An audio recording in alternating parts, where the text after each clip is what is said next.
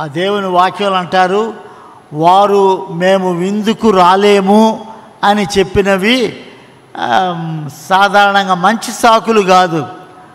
వాటిని ఏమంటారంటే పిచ్చి సాకులు.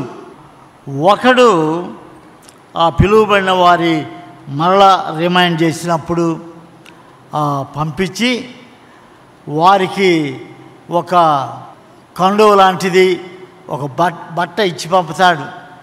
ఆ యజమానుడు, మీరు భోజనానికి వచ్చేటప్పుడు ఈ కండవ లేకపోతే ఈ బట్ట మీరు తీసుకొని వస్తే మీరు ఆహ్వానింపబడిన వారని మాకు గుర్తు అని చెప్పి పంపిస్తాడు.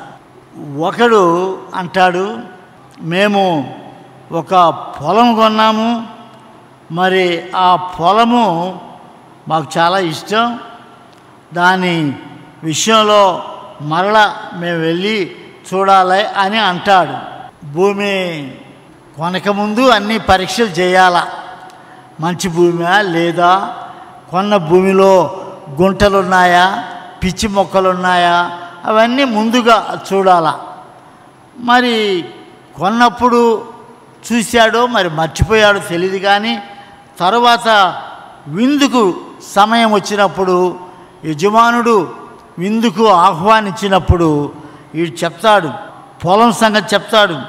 చాలా ఇష్టమైనటువంటి ఆ పొలం కొన్నాం కదా, ఆ పొలం నేను పోయి చూసుకోవాలి, నేను విందుకు రాలేను అంటాడు.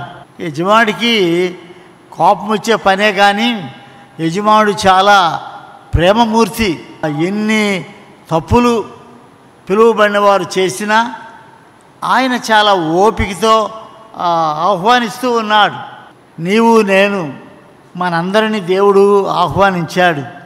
నన్ను పిలిచిన తర్వాత రిమైండర్గా మరలా పంపి, శామ్యూయల్ టైం అయింది, మీరు తప్పకుండా రావాలి అని కబురు పెడితే ఆఖరి క్షణంలో నేను కుంటి సాకులు చెప్తే యజమానుడికి ఎంత కోపం వస్తుందో, ఎంత ఆవేదన చెందుతాడో.